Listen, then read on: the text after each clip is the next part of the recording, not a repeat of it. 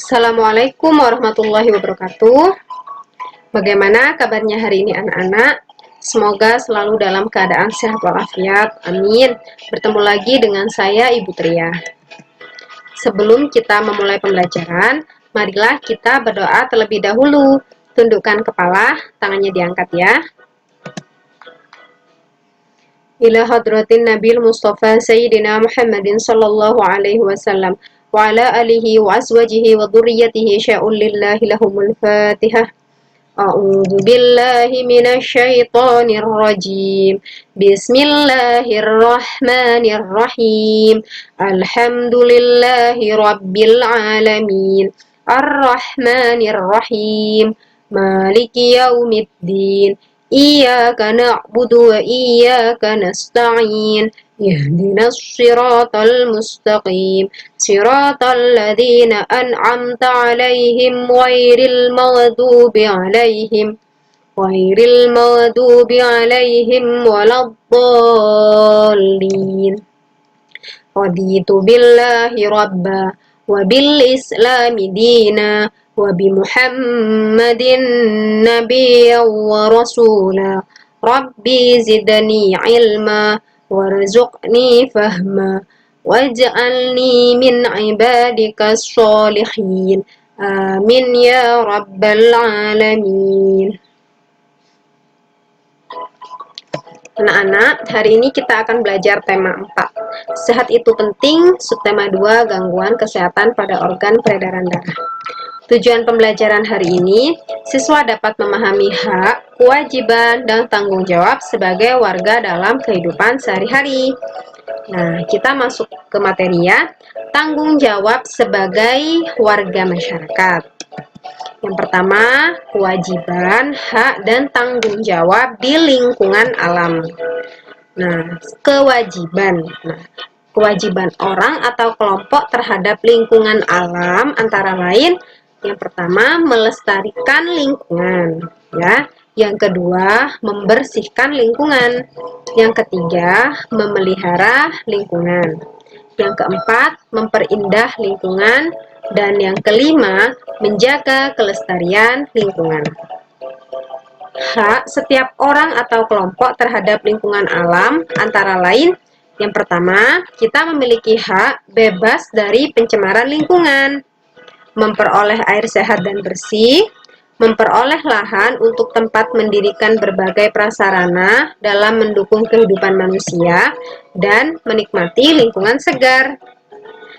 Tanggung jawab orang atau kelompok terhadap lingkungan alam antara lain memelihara kebersihan lingkungan, menggunakan teknologi yang ramah lingkungan, menjaga kelestarian lingkungan, dan tidak mengeksploitasi alam secara berlebihan.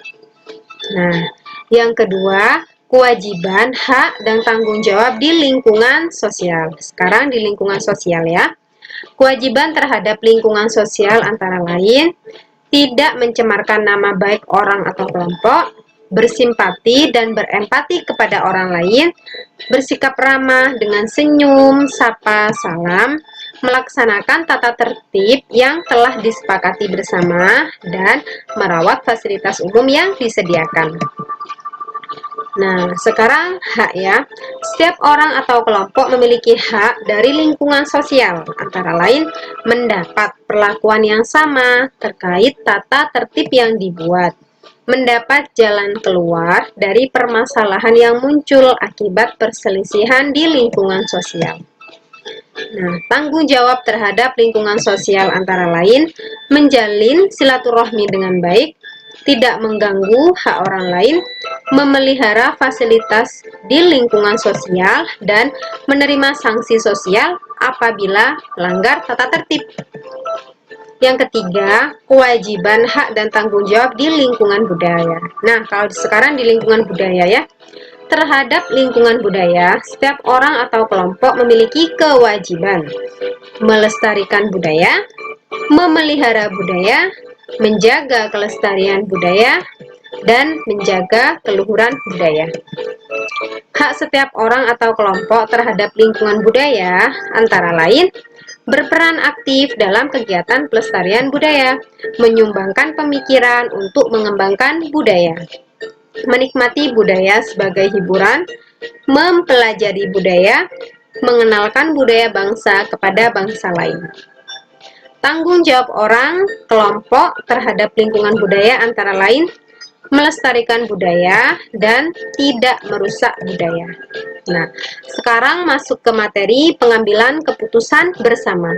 Dalam kehidupan bermasyarakat, tentu banyak hal yang harus diputuskan secara bersama-sama. Ada beberapa cara pengambilan keputusan, antara lain musyawarah, voting, dan aklamasi. Musyawarah. Musyawarah adalah cara pengambilan keputusan yang dilakukan dengan menyamakan pendapat untuk mencapai kesepakatan. Jika kesepakatan telah dicapai, maka disebut mufakat. Yang kedua, voting. Voting adalah cara pengambilan keputusan dengan pemungutan suara. Keputusan yang diikuti suara terbanyak itulah yang diambil. Yang ketiga, aklamasi. Aklamasi adalah pernyataan setuju dari semua peserta yang hadir dalam rapat atau musyawarah. Aklamasi terjadi ketika sebuah usulan langsung disetujui oleh seluruh peserta anggota rapat tanpa pemungutan suara. Sekian pembelajaran hari ini, semoga bermanfaat. Sebelum kita mengakhiri pelajaran, marilah kita berdoa terlebih dahulu. Tundukkan kepala, tangannya diangkat ya. A'udzu billahi minasy syaithanir rajim. Bismillahirrahmanirrahim. Wal 'ashr innal insana lafi khusr illa alladziina aamanu wa 'amilus shalihati wa tawasaw bil haqqi wa tawasaw bis sabr. Walhamdulillahi rabbil alamin. Sampai jumpa lagi di pembelajaran selanjutnya. Wassalamualaikum warahmatullahi wabarakatuh.